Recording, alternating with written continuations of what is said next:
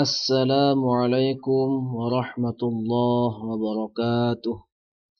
Bismillah walhamdulillah wassalatu wassalamu ala rasulillah Sayyidina Muhammad ibn Abdullah wa ala alihi wa sahbihi wa mawalah la hawla wa la quwata illa billahil aliyyil azim. Rabbi shrah li sadri wa yassir li amri wahlul 'uqdatam min lisani yafqahu qawli amma ba'd. Para pemirsa yang dirahmati oleh Allah Subhanahu wa taala, hafizakumullah jami'an.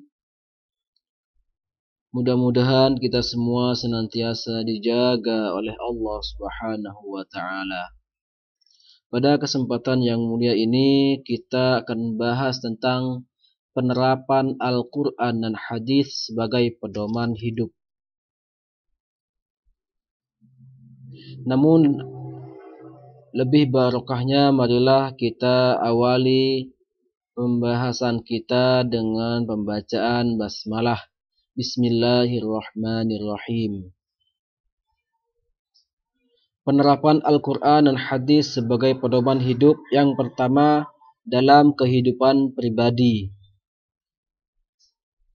Kewajiban bagi setiap muslim, bagi setiap umat Islam adalah menjadikan Al-Quran dan hadis sebagai pedoman hidup sehari-hari.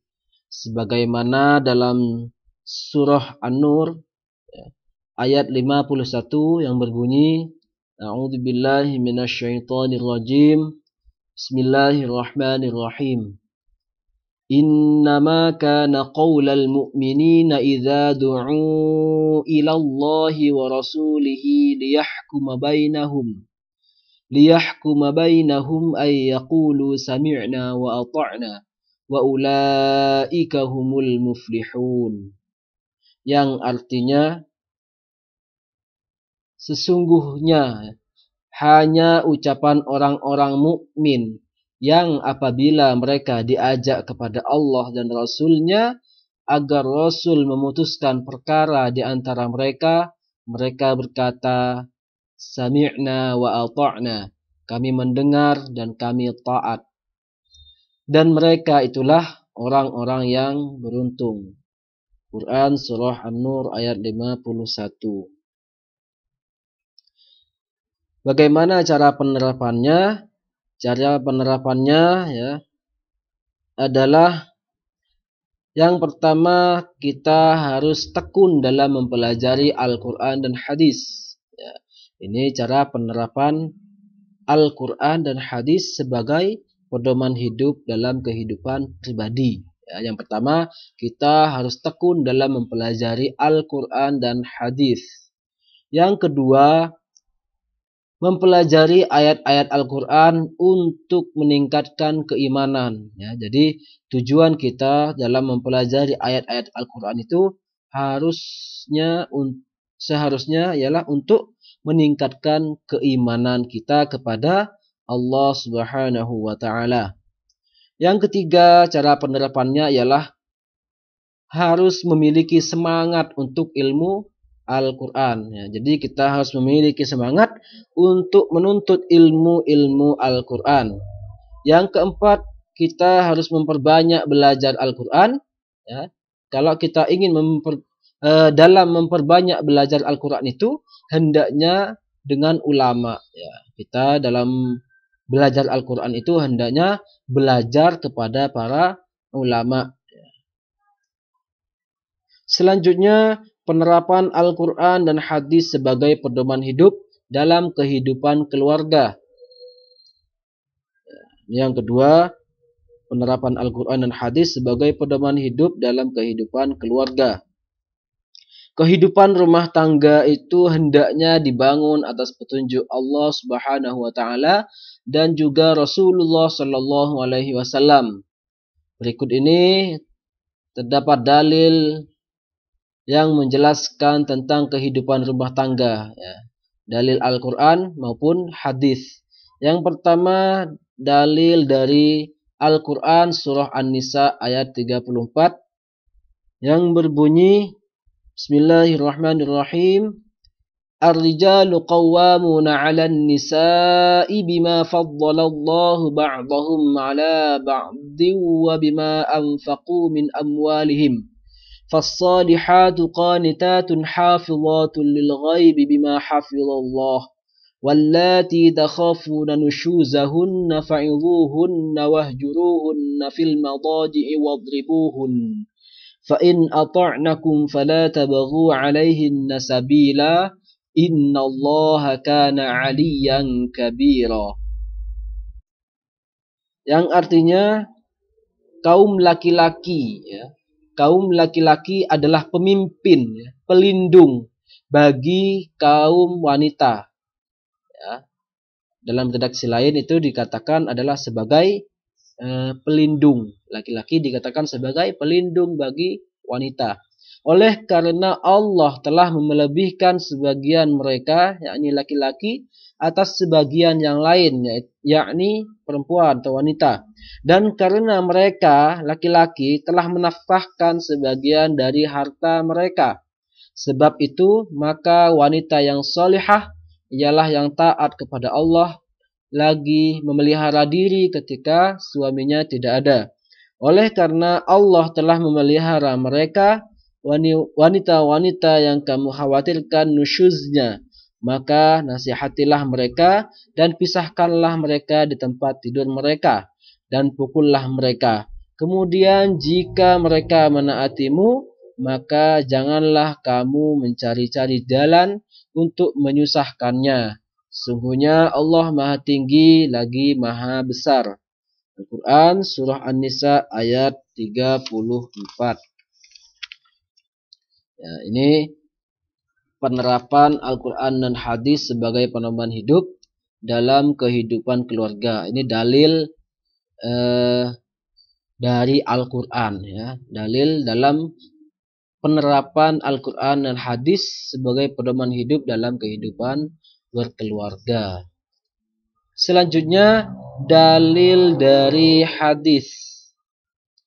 Ya, ini hadis tentang kepemimpinan suami atau istri dalam rumah tangga.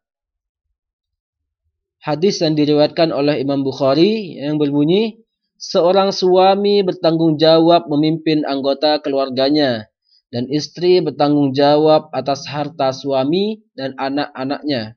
Nabi bersabda yang artinya dari Abdullah bin Umar, dia berkata, aku mendengar Rasulullah Shallallahu Alaihi Wasallam bersabda, kamu semua adalah pemimpin dan kamu bertanggung jawab atas kepemimpinannya.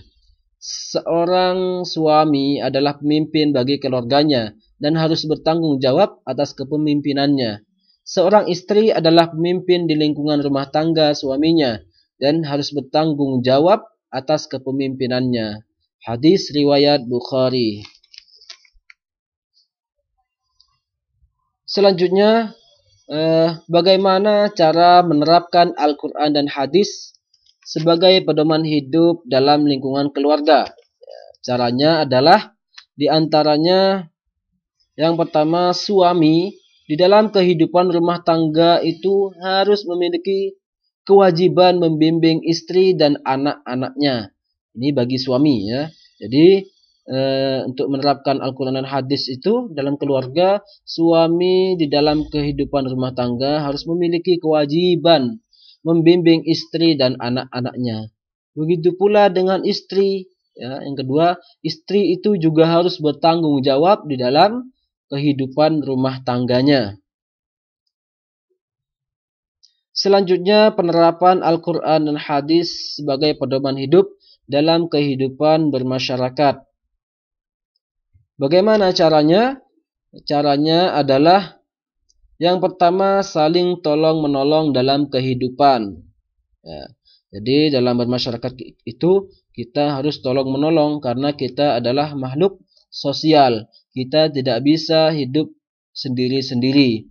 Kita pasti membutuhkan bantuan orang lain. Jadi seyogyanya, sehendaknya kita saling tolong-menolong dalam kehidupan, dalam bermasyarakat.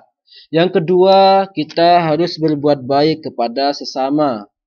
Ya, ini seharusnya ya cara penerapannya, cara menerapkan Al-Quran dan hadis dalam lingkungan masyarakat. Ya, kita harus berbuat baik kepada sesama. Selanjutnya kita harus mau memberi dan menerima nasihat. Ya, jadi tidak hanya menasihati saja, tapi kita juga harus mau dinasihati. Ya. Watawasau bil haqqi watawasau bis sabri. Ya.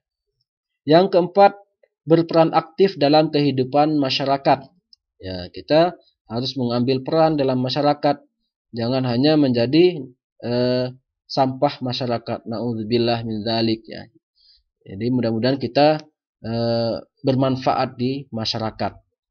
Selanjutnya yang kelima, kita harus senantiasa menjaga diri dari ucapan, perbuatan maupun sikap kita. Ya, jadi kita harus mampu menjaga diri kita, baik itu dari segi ucapan, perbuatan maupun sikap.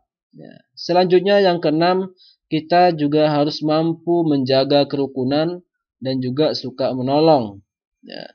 Kita harus mampu untuk menjaga kerukunan antar sesama warga. Selanjutnya, yang ketujuh, kita juga harus rela berkorban.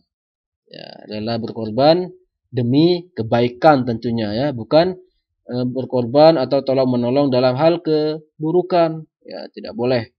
Jadi yang dimaksud rela berkorban di sini adalah dalam hal kebaikan. Selanjutnya yang kedelapan, suka bermusyawarah. Ya, setiap permasalahan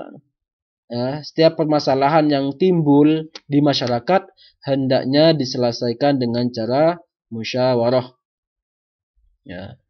Selanjutnya yang kesembilan atau yang terakhir, kita harus saling menghormati dan juga saling toleransi. Ya, kita harus menghormati sesama warga, sesama baik itu seagama maupun beda agama. Kita tetap harus menghormati dan juga harus toleransi. Tidak boleh ada istilah rasis, ya. Tidak boleh mengejek, mencela, ya. Tidak boleh. Ya, kita harus saling menghormati dan juga saling toleran, ya, seperti itu. Mungkin hanya ini yang bisa disampaikan. Kurang lebihnya mohon maaf. Kita akhiri perjumpaan kita dengan pembacaan doa kafaratul majlis. Subhanakallahumma wa bihamdika asyhadu an la ilaha illa anta astaghfiruka wa atubu ilaik. Wassalamualaikum warahmatullahi wabarakatuh.